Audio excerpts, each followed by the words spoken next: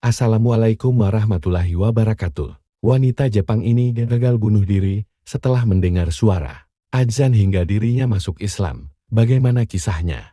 Mari kita simak kisah seru kali ini.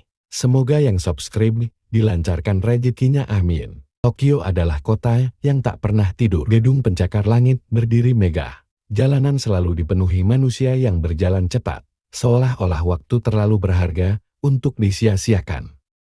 Di tengah hiruk-pikuk itu, Hana Takahashi melangkah dengan langkah mantap, mengenakan setelan bisnis yang rapi dan sepatu hak tinggi yang bergema di trotoar. Dia adalah seorang eksekutif muda yang sukses, bekerja di perusahaan keuangan ternama di Tokyo. Di mata orang lain, hidup Hana tampak sempurna. Dia memiliki jabatan yang tinggi di usia muda, penghasilan besar dan apartemen mewah di distrik elit Shibuya.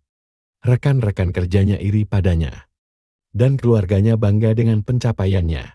Tapi di balik senyum yang selalu dia tunjukkan, ada sesuatu yang kosong di dalam hatinya, sesuatu yang ia sendiri tidak bisa pahami. Hari-hari Hana dibiasakan dalam rutinitas yang sama. Bekerja dari pagi hingga malam, pulang ke apartemen yang sepi, lalu tertidur dalam kelelahan. Tak ada kebahagiaan, tak ada kepuasan. Kadang-kadang di malam-malam tertentu, dia menatap langit Tokyo dari jendela apartemennya dan bertanya-tanya, apakah ini benar-benar kehidupan yang aku inginkan? Hana bukanlah orang yang religius. Sejak kecil dia tumbuh dalam lingkungan yang sekuler. Keluarganya menjalankan tradisi Shinto dan Buddha hanya sebagai bagian dari budaya, bukan sebagai pegangan hidup. Baginya, dunia ini hanya tentang kerja keras dan kesuksesan. Tapi semakin tinggi dia mendaki tangga karir, semakin dalam kehampaan yang dia rasakan. Suatu malam saat pulang larut setelah rapat yang melelahkan, Hana duduk di meja makannya dengan tatapan kosong. Di depannya ada secangkir kopi yang sudah dingin, laptop yang masih menyala dengan ratusan email belum terbaca. Dia menghela nafas panjang. Hari itu rekan kerjanya, Yuki, baru saja mengundurkan diri setelah mengalami depresi berat. Yuki adalah salah satu karyawan terbaik di perusahaan mereka, tetapi tekanan kerja membuatnya menyerah. Hana mulai bertanya-tanya, apakah aku juga akan berakhir seperti itu? Dia mengambil ponselnya dan membuka media sosial, berharap ada sesuatu yang bisa menghiburnya. Namun yang ia lihat adalah kehidupan palsu. Teman-temannya yang tersenyum dalam foto liburan, pasangan yang terlihat bahagia, dan orang-orang yang memamerkan kesuksesan mereka. Semua itu terasa kosong seperti dirinya di luar. Lampu-lampu Tokyo berkilau, tetapi Hana merasa seperti tenggelam dalam kegelapan. Tidak ada yang benar-benar mengerti dirinya. Tidak ada yang tahu betapa lelah dan hancurnya di dalam malam itu. Untuk pertama kali, dia bertanya pada dirinya sendiri, apa arti hidup ini sebenarnya? Namun dia belum tahu bahwa pertanyaan itu akan membawanya ke perjalanan yang akan mengubah hidup selamanya. Malam semakin larut, tetapi Hana Takahashi masih terjaga. Dia duduk di sofa dengan mata kosong, menatap ke arah jendela besar apartemennya di lantai 25. Tokyo masih gemerlap seperti biasa, tetapi bagi Hana, cahaya kota itu terasa semakin jauh dan hampa. Di tangannya ada segelas wine yang belum disentuh. Biasanya segelas minuman bisa membuatnya rileks setelah seharian bekerja. Tapi malam ini, bahkan alkohol pun tak bisa menghilangkan kegelisahannya. Dia merasa semakin tenggelam dalam kesepian yang menyesakan. Pikiran tentang hidup dan kematian mulai menghantuinya. Sejak kecil, dia sering mendengar tentang orang-orang Jepang yang memilih mengakhiri hidup mereka ketika merasa gagal atau tak punya harapan. Angka bunuh diri di Tokyo begitu tinggi, dan seolah-olah itu adalah bagian dari budaya yang tak bisa dihindari. Mungkin mereka benar, jika hidup hanya seperti ini, apa gunanya bertahan? Hana berjalan perlahan ke balkon apartemennya. Angin malam berhembus menyentuh kulitnya yang dingin. Dia menggenggam pagar balkon dengan era menatap ke bawah. Di bawah sana, mobil-mobil masih berlalu lalang. Orang-orang berjalan terburu-buru, tak ada yang memperhatikannya. Jika aku melompat, akankah ada yang peduli? Tangannya mulai gemetar, jantungnya berdetak kencang. Rasa takut dan putus asa bercampur menjadi satu. Tapi tepat saat dia memejamkan mata, sebuah suara yang asing menyentuh telinganya. Allahu Akbar, Allahu Akbar. Hana membuka matanya. Suara itu datang dari bawah, dari jalanan di depan apartemennya. Dia menoleh ke bawah dan melihat seorang pria duduk di bangku taman kecil dengan ponsel di tangannya. Layar ponsel itu menampilkan aplikasi waktu salat. Hana tidak mengerti bahasa yang diucapkan. Tapi suara itu begitu menenangkan. Ada sesuatu dalam nada panggilan itu yang membuatnya tersentak. Seolah-olah ada tangan tak terlihat yang menariknya kembali dari kegelapan. Dia mundur perlahan dari pagar balkon. Nafasnya memburu dan dadanya terasa sesak. Apa yang baru saja dia lakukan? Apakah dia benar-benar hampir mengakhiri hidup? Hana kembali masuk ke dalam apartemen, menutup pintu balkon dengan tergesa-gesa. Tangannya masih gemetar. Dia terduduk di lantai, mencoba memahami apa yang baru saja terjadi. Dia menatap layar ponselnya dan mulai mengetik di mesin pencari. Suara panggilan dari Muslim. Apa artinya? Dalam hitungan detik, berbagai hasil pencarian muncul. Hana mengklik salah satu video yang menjelaskan bahwa suara yang tadi dia dengar adalah azan, panggilan bagi umat Islam untuk salat. Allahu Akbar, Allahu Akbar. Suara itu kembali terdengar di videonya. Kali ini dia mendengarkan dengan lebih seksama. Ada sesuatu yang berbeda dalam suara itu yang membuat hatinya bergetar. Malam itu, Hana terlelap dengan perasaan yang berbeda. Untuk pertama kali dalam hidup, dia merasa seolah-olah seseorang telah menyelamatkannya. Namun dia belum tahu bahwa ini hanyalah awal dari perjalanan panjang yang akan mengubah hidup selamanya. Keesokan paginya, Hana bangun lebih awal dari biasanya. Kepalanya masih terasa berat akibat kurang tidur. Tetapi ada sesuatu yang berbeda dalam dirinya. Suara azan yang dia dengar tadi malam masih terngiang di pikirannya. Entah kenapa suara itu begitu menenangkan. Seolah-olah ada sesuatu yang ingin dia pahami lebih dalam. Tanpa banyak pikir, dia mengambil ponselnya dan mulai mencari lebih banyak informasi tentang Islam. Dia membaca tentang makna azan. Bagaimana itu adalah panggilan bagi umat Islam untuk beribadah 5 kali sehari. Tapi yang lebih mengejutkan, dia menemukan bahwa kata-kata dalam azan memiliki makna yang begitu mendalam. Allahu Akbar, Allahu Akbar, Allah Maha Besar. Hayya ala salat, mari menuju salat. Hayya alal falah, mari menuju kemenangan. Hana terdiam. Kemenangan, pikirnya. Apa maksudnya?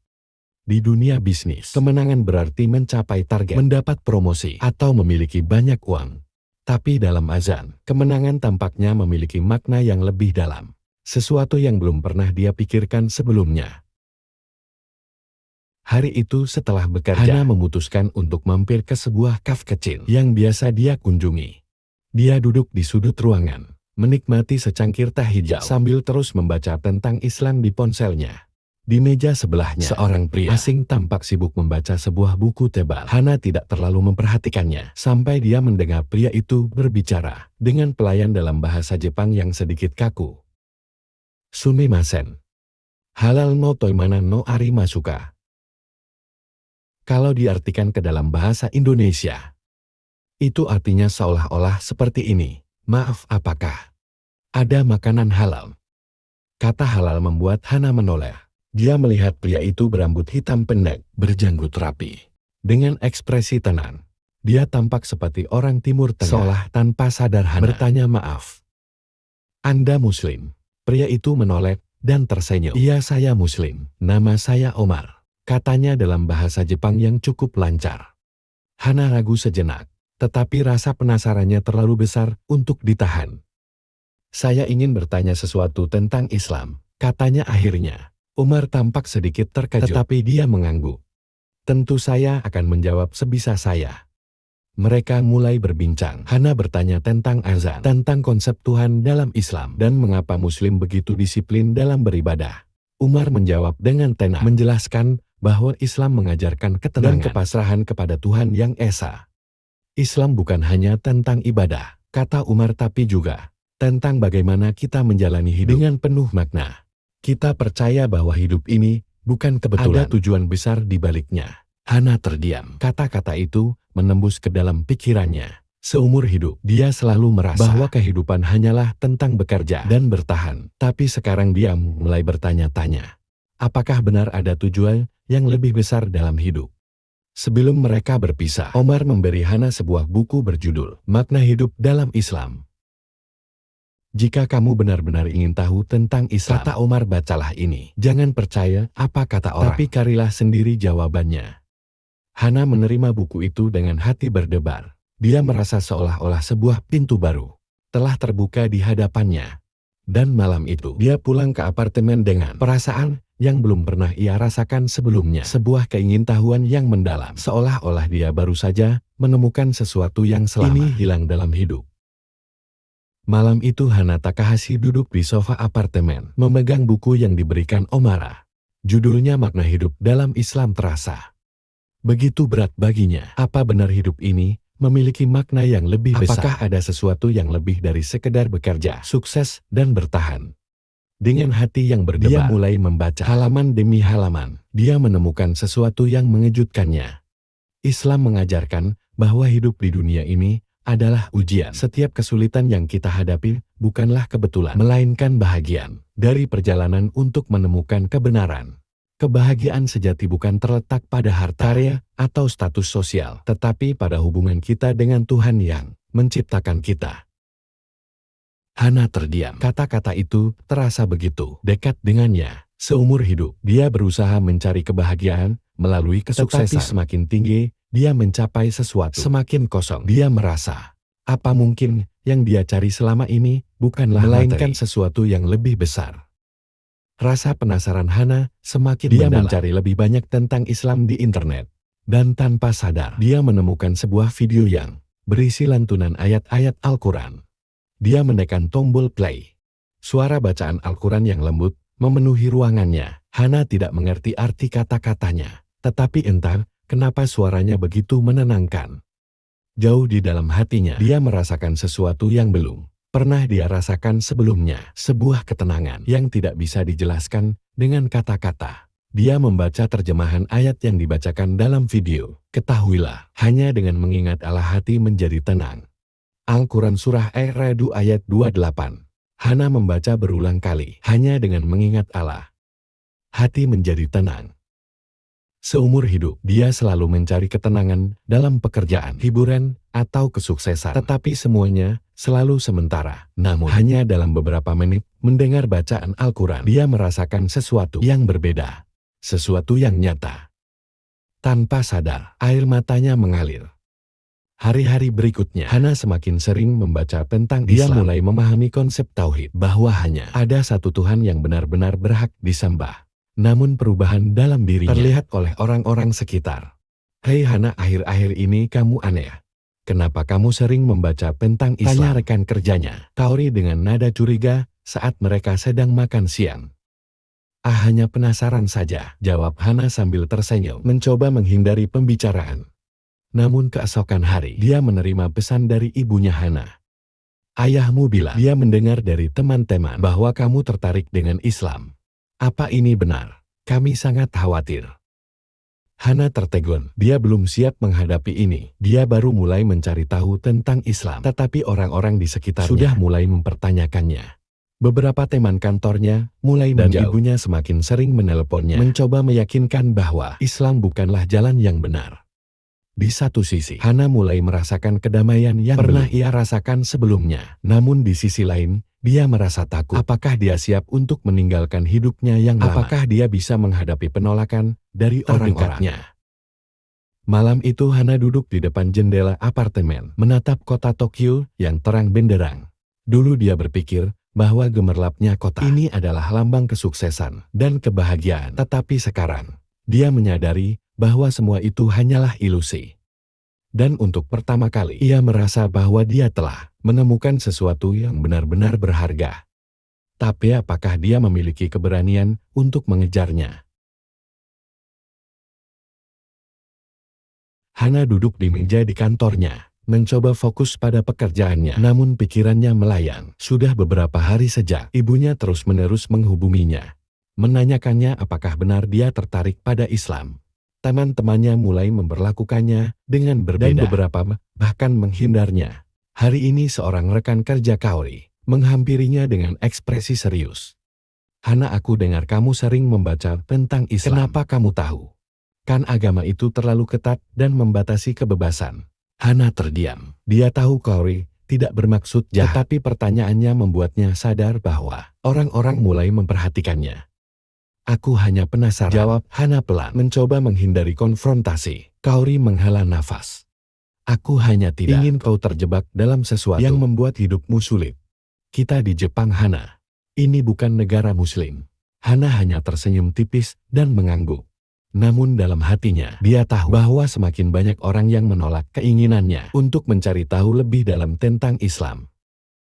Malam itu, setelah pulang kerja, Hana membuka buku Islam yang diberikan Omar.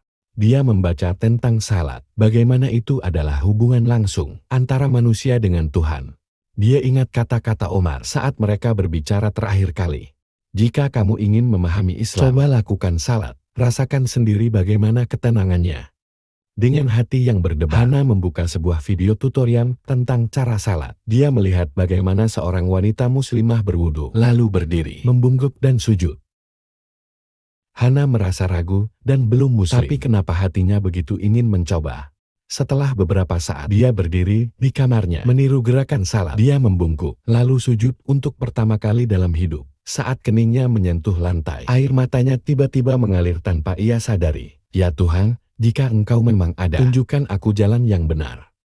Hana tidak tahu kenapa dia berkata seperti itu, tapi hatinya terasa begitu ringan setelahnya. Malam itu dia tertidur dengan perasaan yang berbeda, bukan ketakutan, tetapi harapan. Keesokan hari, ibunya menelepon lagi. Kali ini suaranya terdengar cemas. Hana, apa yang terjadi denganmu? Ayahmu mendengar dari teman-teman bahwa kamu tertarik pada Islam. Ini tidak masuk akal. Kita orang Jepang. Ini bukan bagian dari budaya kita. Hana terdiam. Dia tahu ini akan terjadi cepat atau lambat. Ibu, aku hanya ingin mencari tahu lebih dalam. Aku tidak melakukan hal buruk, katanya pelan. Tidak, Islam bukan untuk kita, Hana. Kamu tidak mengerti. Orang-orang akan menganggapmu aneh. Apa kamu ingin meninggalkan semua yang sudah kamu capai? Hana menggigit bibirnya. Apa yang harus dia katakan? Bahwa dia merasa lebih damai sejak mengenal Islam. Bahwa dia mulai menemukan makna dalam hidup. Ibu, aku hanya ingin mencari kebenaran, katanya akhirnya. Kalau begitu, cari di tempat lain, jangan di Islam. Suara ibunya terdengar marah. Lalu panggilan terputus. Hana menatap layar ponselnya dengan perasaan campur aduk. Dia tahu keputusannya tidak akan mudah, tetapi dia tidak menyangka penolakannya akan datang secepat. Ini Hana merasa perlu berbicara dengan seseorang. Dia akhirnya menghubungi Omar dan meminta bertemu di kafe tempat mereka pertama kali bertemu. Saat dia tiba, Omar menyambutnya dengan senyum ramah. Kamu terlihat gelisah, katanya setelah melihat ekspresi Hana. Hana menghela nafas panjang. Aku mencoba memahami Islam. Aku bahkan mencoba salat, tapi keluargaku mulai menentangku. Teman-temanku menjauh. Aku merasa seperti melakukan sesuatu yang salah. Umar mengangguk pelan. Hana mencari kebenaran bukan hal yang mudah. Setiap orang yang menemukan Islam pasti menghadapinya dengan ujian. Bahkan Nabi Muhammad SAW ditolak oleh kaumnya ketika menyampaikan ajaran Islam. Hana menatap Umar. Lalu apa yang harus aku lakukan? Ikuti hatimu, kata Umar. Jika Islam membuatmu merasa damai, maka jangan biarkan ketakutan menghentikanmu. Allah akan selalu bersama orang-orang yang mencari kebenaran. Hana terdiam. Kata-kata itu terasa begitu kuat. Malam itu, saat dia pulang, dia duduk di depan jendela apartemen, menatap langit malam. Apakah aku benar-benar siap untuk mengambil langkah ini? Hana tahu bahwa keputusan besar ada di hadapan matanya. Dia bisa memilih untuk kembali ke kehidupannya yang lama atau melangkah ke arah yang tidak pasti tetapi penuh makna. Dan jauh di dalam hati, dia tahu dia sudah menemukan jawabannya. Takut, Hana duduk di meja kantornya. Mencoba fokus pada pekerjaannya, namun pikirannya melayang. Sudah beberapa hari sejak ibunya terus-menerus menghubunginya, menanyakan apakah benar dia tertarik pada Islam. Hana, Islam bukan untuk orang Jepang. Jangan sampai kau terjerumus dalam sesuatu yang tidak kau pahami, kata ibunya dalam telepon terakhir mereka. Hana hanya bisa terdiam. Dia ingin menjelaskan bahwa dia hanya mencari ketenangan, tetapi dia tahu bahwa keluarganya tidak akan mengerti. Bagi keluarganya, menjadi seorang Jepang berarti mengikuti budaya leluhur mereka, Shinto atau Buddha. dan tidak berpaling ke agama asing. Di kantor suasana juga mulai berubah. Beberapa rekan kerja mulai menjauhinya, berbisik-bisik saat dia lewat. Entah bagaimana, desas-desus tentang ketertarikannya pada Islam mulai menyebar. Saat makan siang, sahabatnya Kauri menatapnya dengan ekspresi khawatir. "Hana, apa yang terjadi denganmu? Kenapa tiba-tiba kamu tertarik pada Islam?" tanya. Kauri. Hana meletakkan sempitnya dan menghela nafas. "Aku hanya sedang mencari jawaban untuk beberapa hal dalam hidup." Kauri menggeleng. "Tapi kenapa Islam itu agama yang keras? Tidak cocok untuk kita orang Jepang. Muslim harus mengenakan hijab, tidak boleh minum alkohol, dan mereka punya banyak aturan yang aneh." Hana terdiam. Beberapa minggu yang lalu, dia juga berpikir seperti itu. Namun semakin dia belajar, semakin dia menyadari bahwa Islam bukan seperti yang orang-orang pikirkan. Islam bukan hanya sekedar aturan, tapi juga tentang kedamaian, makna hidup, dan hubungan dengan Tuhan. "Aku masih mencari tahu, Kauri. Tapi sejauh ini, Islam memberikan banyak jawaban yang selama ini aku cari." Kauri mendesah. "Hanya jangan membuat keputusan yang kau sesali, Hana."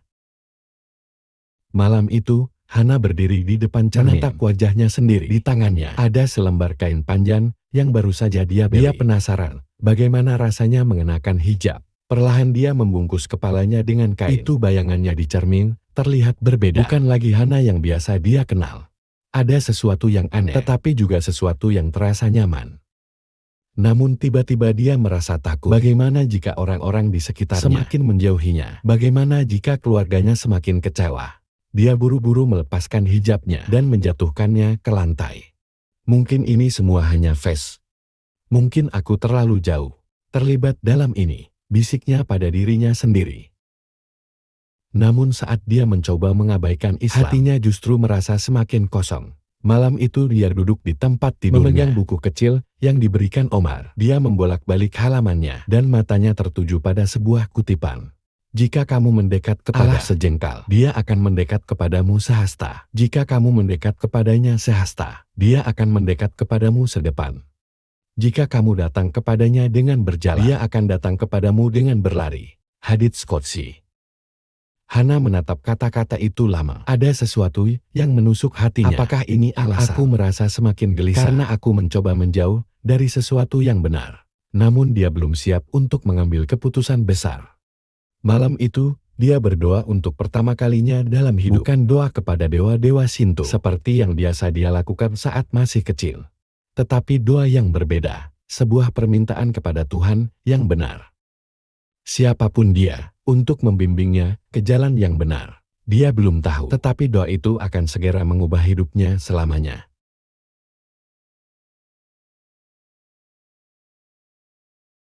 Hana Takahashi duduk di tepi tempat tidurnya dengan kepala tertunduk. Tangannya menggenggam erat buku kecil yang diberikan Omar. Sudah berhari-hari dia berusaha mengabaikan perasaan yang semakin kuat di hatinya. Tapi semakin dia mencoba menjauh, semakin dia merasa kosong. Malam sebelumnya, dia berdoa dengan penuh keraguan, meminta Tuhan untuk menunjukkan jalan yang benar. Dan pagi ini, untuk pertama kali dalam hidup, dia terbangun dengan perasaan yang aneh, seolah-olah dia sudah tahu jawabannya. Hana melangkah keluar dari apartemen, berjalan tanpa tujuan. Di sepanjang jalan Shibuya yang ramai, dia melewati gerbang kuil Shinto yang sering dia kunjungi bersama keluarganya saat masih kecil. Namun saat dia melihat orang-orang di depan patung-patung dewa, dia merasa sesuatu yang berbeda. Dulu aku tidak pernah mempertanyakan ini, tapi sekarang aku merasa ini bukan cara yang benar untuk menyembah Tuhan. Tiba-tiba dia teringat kata-kata Omar tentang tauhid, bahwa Tuhan itu esa, tidak berbentuk, tidak memiliki perantara. Tanpa sadar, air matanya menetes. Aku sudah tahu kebenarannya, tapi kenapa aku masih ragu? Dengan langkah mantap, Hana mengambil ponselnya dan menghubungi Omar. "Omar, aku ingin bertemu denganmu. Aku harus bicara." Sore itu, mereka bertemu di taman kecil dekat satu-satunya di Tokyo. Hana tampak gelisah, tetapi matanya menyaratkan sebuah keputusan besar yang hampir dia ambil. "Aku sudah berpikir lama," kata Hana, suaranya bergetar. "Aku tidak bisa lagi mengabaikan ini. Aku ingin masuk Islam." Umar tersenyum, tetapi dia tidak terburu-buru. "Hana, ini adalah keputusan besar. Apakah kamu benar-benar yakin?" Hana menarik nafas dalam-dalam. Aku takut kehilangan keluarga, teman-temanku, bahkan pekerjaanku." Tapi setiap kali aku membaca Al-Quran, setiap kali aku mencoba salat, aku merasa tenang. Aku merasa ini adalah jawaban yang selama ini aku cari. Jika kamu sudah yakin, tidak ada yang perlu ditakuti. Islam adalah jalan hidup yang benar. Tidak ada paksaan dalam agama ini. Tapi jika hatimu sudah mantap, maka Allah akan selalu bersamamu. Hana menggigit bibirnya. Aku tidak ingin menunggu lebih lama. Aku ingin mengucapkan syahadat sekarang. Umar menatapnya dengan penuh haru. Dia mengajak Hana ke dalam masjid kecil itu, di mana seorang imam menunggu dengan senyum ramah. Hana duduk bersimpuh di depan imam itu. Jantungnya berdebar begitu kencang, tetapi hatinya terasa ringan. Imam membimbingnya dengan lembut. Asyhadu alla ilaha illallah wa asyhadu anna Muhammad Rasulullah. Hana mengulangi dengan suara yang sedikit gemetar. Saat kalimat terakhir keluar dari bibirnya, mata mengalir deras di pipinya. Dia merasa seperti beban besar dalam hidupnya telah diangkat. Untuk pertama kali, dia merasakan ketenangan yang benar-benar nyata. Imam tersenyum. Selamat datang dalam Islam Hana. Hari ini, kamu seperti bayi yang baru lahir. Dosa-dosamu yang lalu telah dihapus, dan kamu memulai hidup baru. Hana menutup wajahnya, menangis dalam kebahagiaan yang belum pernah dia rasakan sebelumnya. Namun kebahagiaan itu tak bertahan lama. Saat dia pulang ke apartemen, ada banyak pesan dari ibunya. Hana, kami mendengar kau sudah masuk Islam. Apa yang kau lakukan? Kau benar-benar telah mengkhianati keluarga kita. Hana menatap layar ponselnya dengan mata yang berkaca-kaca. Dia tahu ini akan terjadi. Beberapa menit kemudian, teleponnya berdering. Itu ibunya. Dengan ragu dia mengangkatnya. Hana, apa benar yang dikatakan orang-orang? Kau telah masuk Islam. Suara ibunya terdengar penuh emosi. Hana menelan ludah. Ibu aku. Kau tahu apa yang akan terjadi? Kau akan dikucilkan. Orang-orang akan memandangmu aneh. Keluarga kita akan malu. Air mata Hana mulai mengalir. Ibu, aku tidak melakukan hal buruk. Aku hanya ingin mencari kebenaran. Tidak ada kebenaran dalam Islam. Itu bukan untuk kita. Hana terdiam. Dia ingin menjelaskan, tetapi dia tahu ibunya tidak akan mendengar sekarang. Akhirnya dengan suara lirih, dia berkata, aku mencintai ibu dan ayah, tapi aku juga mencintai kebenaran. Ini adalah pilihanku. Lalu telepon terputus. Hana menatap ponselnya lama. Di dalam hatinya, dia tahu bahwa ini adalah ujian pertama sebagai seorang muslim. Dia mungkin kehilangan keluarganya, kehilangan teman-teman, tapi dia telah menemukan Allah. Dan itu adalah hal yang terpenting dalam hidup sekarang. Sejak hari itu, hidup Hana berubah total. Dia bukan lagi wanita Jepang biasa yang menjalani rutinitas kerja tanpa makna. Kini dia adalah seorang muslimah. Meski dunia di sekelilingnya tidak menerimanya dengan mudah, ibunya masih menolak bicara dengannya. Beberapa teman kantornya menjauhinya di jalanan. Ketika dia mencoba mengenakan hijab, tatapan aneh dari orang-orang membuatnya tidak nyaman. Namun setiap kali dia salat, membaca Al-Quran, atau mengingat Allah, hati Hana tetap damai. 1 tahun berlalu, suatu hari Omar menemuinya dengan kabar gembira. Hana, ada program untuk mualaf di Jepang. Agar bisa pergi ke Mekah untuk umroh. Aku bisa mengajukan namamu. Apa kau mau? Hana menatapnya dengan mata pembesar. Maka tempat Ka'bah berada. Omar mengganggu. Ya, kau akan melihat sendiri. Tempat yang selama ini kau baca dalam Al-Quran. Air mata Hana hampir menetes. Maka tempat di mana semua muslim datang untuk menyembah Tuhan yang satu. Dia tidak perlu berpikir 2 kali. Aku ingin pergi. Beberapa minggu kemudian, Hana berada di dalam pesawat menuju Arab Saudi. Rasanya seperti mimpi. Dulu, dia tidak pernah membayangkan akan pergi ke tempat bahkan tidak pernah terlintas dalam pikirannya. Ketika pesawat mulai mendarat di Jeddah, pada saat takjub semakin menguasainya, semua orang di sekelilingnya mengenakan pakaian sederhana. Mereka semua datang dengan tujuan yang sama, untuk beribadah kepada Allah. Setelah perjalanan panjang, akhirnya dia sampai di Masjidil Haram. Saat langkahnya semakin dekat dengan Ka'bah, jantungnya berdebar kencang. Lalu ketika dia melihat Ka'bah untuk pertama kali, air matanya langsung jatuh tanpa bisa ditahan. Ya Allah, ini nyata, aku benar-benar di sini. Hana berdiri di antara ribuan orang, semua berbeda negara, warna kulit, dan bahasa, tapi mereka semua melakukan hal yang sama. Mereka bersujud kepada Tuhan yang satu. Tidak ada yang lebih menyentuh hatinya selain itu. Dulu dia hampir mengakhiri hidup karena merasa tak punya tujuan. Kini, dia berdiri di tempat paling suci di dunia, bersujud dengan penuh makna. Hidupnya akhirnya menemukan arah. Selama di Mekah, Hana merasakan sesuatu yang tidak pernah dia rasakan sebelumnya, ketenangan sejati. Dia menghabiskan waktu di Masjidil Haram berdoa, menangis dan bersyukur atas jalan yang telah Allah berikan kepadanya.